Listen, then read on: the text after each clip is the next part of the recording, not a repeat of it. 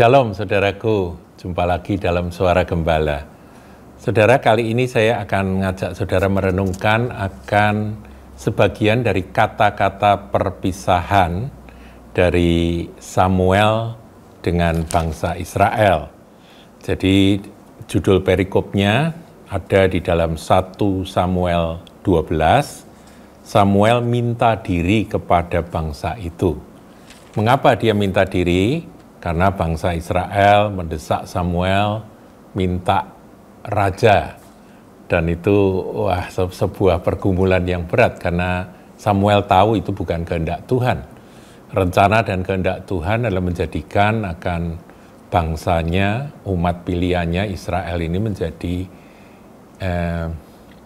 kerajaan imam, ya, menjadi imamat rajani, tapi kenyataannya mereka terpengaruh oleh bangsa-bangsa lain yang ada di sekitar mereka. Mereka ingin juga punya raja. Nah, akhirnya Tuhan izinkan dan Samuel pun menemukan seorang tokoh, seorang sosok yang ditetapkan oleh Tuhan, yaitu Saul, dan Samuel mengurapi Saul. Dan setelah Saul menjadi raja, Samuel pun pamitan kepada bangsa itu dengan nasihat yang kalau saudara baca bagus sekali. Saya anjurkan saudara untuk membaca 1 Samuel 12 ini secara lengkap. Tapi saya akan menyoroti 3 pesan menjelang akhir dari speech-nya Samuel itu. Kalau saudara baca itu ada tanda heran, saudara, ya. Samuel minta ada guruh dan hujan dan langsung Tuhan kasih sehingga umat Tuhan ketakutan luar biasa. Nah, itu sudah bisa baca secara lengkap di dalam pasal 12 ini. Nah, saya akan ngajak saudara untuk menyoroti 3 hal yang menjadi pesan menjelang akhir dari kata-kata Samuel ini, yaitu 1 Samuel 12 ayat 21 sampai 23. Kita akan belajar, ya. Kita akan belajar dari seorang nabi yang luar biasa ini. Pemimpin yang luar biasa ini. Saya bacakan yang pertama ayat 21. Janganlah menyimpang untuk mengejar dewa kesia-siaan yang tidak berguna dan tidak dapat menolong karena semuanya itu adalah kesia-siaan belaka. Jadi, pesan yang pertama, jangan ada ilah lain. Kalau kamu umat pilihan, kamu punya Tuhan, Yehova, Yahweh, Elohim, itulah Tuhanmu. Nggak ada yang lain. Nah, kita umat perjanjian baru, kita tahu bahwa Yahweh Elohim telah menyatakan diri di dalam Yesus Kristus, Tuhan Juru Selamat kita.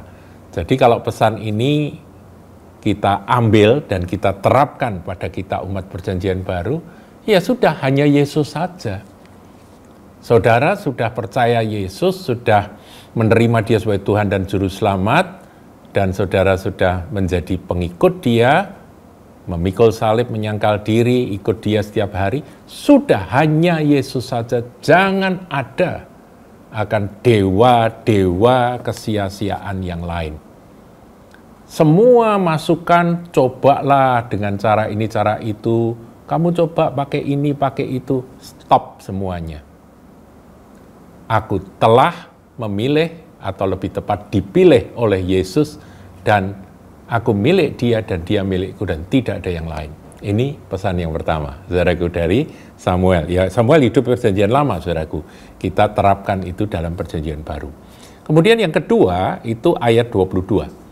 Sebab Tuhan tidak akan membuang umatnya, sebab namanya yang besar. Bukankah Tuhan telah berkenan untuk membuat kamu menjadi umatnya? Bukan kita yang memilih Dia, tapi Dia yang telah memilih kita. Kalau kita salah, kalau kita berdosa, seperti umat Israel pada waktu itu berdosa besar, karena mereka nggak mau jadi kerajaan imam, mereka minta raja, dan itu menyakiti hati Tuhan, tapi akhirnya Tuhan beri raja. Nah, tetapi sesungguhnya bukan itu rencana Tuhan. Jadi, dengan kata lain, singkat kata, umat Israel telah berbuat dosa. Nah, kalau demikian, saudaraku, bagaimana? Firman Tuhan katakan, Dia tidak akan pernah membuang kita yang berdosa. Jadi kalau saudara dan saya melakukan satu kesalahan, cepat berbalik, cepat bertobat. Ingat bahwa Tuhan tidak akan membuang anak-anaknya. Ingat ilustrasi atau perumpamaan anak yang hilang, sudah pergi dari bapaknya, itu dalam Lukas 15, pergi dari bapaknya, dia sudah sudah rusak habis-habisan, hartanya sudah dihabiskan. Wah, ini anak sudah hancur-hancuran. Tapi ketika dia kembali kepada Bapak menanti, saudaraku. Ingat ya, jadi ayat 22 dari 1 Samuel 12 ini mengingatkan kita bahwa dia itu setia. Kita bisa tidak setia, tapi dia tetap setia. Karena kita telah dipanggil untuk menjadi milik kepunyaannya. Kalau kita pernah jatuh, pernah menyimpang, pernah berbuat dosa, segera kembali. Dan Tuhan tidak menolak akan anak-anaknya. Itu pesan yang kedua. Pesan pertama, jangan menyimpang kepada dewa kesia-siaan. Pada kekuatan supernatural yang katanya sakti begini, sakti begitu. Stop itu semua. Aku hanya mau tahu Yesus Kristus Tuhan, Juru Selamatku. Nggak ada yang lain. Kemudian ayat 22 tadi, itu poin yang kedua, yaitu dia tidak pernah membuang saudara dan saya. Dan poin yang ketiga, ayat 23, saudaraku, ya, saya bacakan.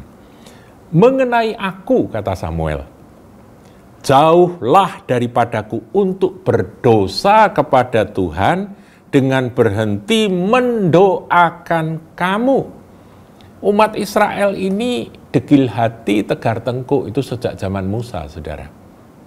Tetapi sebagai hamba Tuhan, Samuel tahu panggilannya. Yaitu apa? Jauhlah daripadaku untuk berdosa kepada Tuhan dengan berhenti mendoakan kamu. Jadi, sebagai pemimpin umat, sebagai hamba Tuhan, ada pesan yang Tuhan berikan pada kita. Nah, saudaraku, Anda semua adalah hamba-hamba Tuhan. Dan salah satu tugas yang Tuhan berikan kepada saudara dan saya adalah mendoakan orang-orang di sekeliling kita. Kalau saudara ada seorang ayah atau seorang ibu, doakan anak-anakmu. Doakan orang-orang yang Tuhan kirim ke rumahmu, entah itu pembantu rumah tangga, entah itu siapa saja, pegawai-pegawai dalam perusahaan di mana Anda menjadi pemiliknya. Doakan mereka. Doakan orang-orang yang ada di sekeliling Anda, atau kalau saudara melayani sebagai apa saja orang-orang yang ada di sekelilingmu dalam pelayanan yang bersama-sama dengan Anda, itulah objek doa kita. Kalau kita berhenti berdoa, ya kalau saya pendeta, saya mendoakan jemaat, saudaraku ya. Saya mendoakan jemaat. Kalau saya berhenti berdoa, maka Samuel katakan, itu berdosa kepada Tuhan, saudaraku ya. Jadi jangan berhenti berdoa. Ya kadang-kadang kita kalau berdoa itu lelah ya, mendoakan yang sakit tidak sembuh gitu ya. Kok nggak sembuh-sembuh sih Tuhan? Kita capek, terus berhenti berdoa. Nah itu salah, saudara. Terus berdoa, hasilnya itu urusan Tuhan. Kita tetap mendoakan, karena kalau kita berhenti berdoa, bagi mereka-mereka yang kita layani, bagi mereka-mereka yang ada di sekeliling kita berdosa kepada Tuhan. Itu kata Samuel.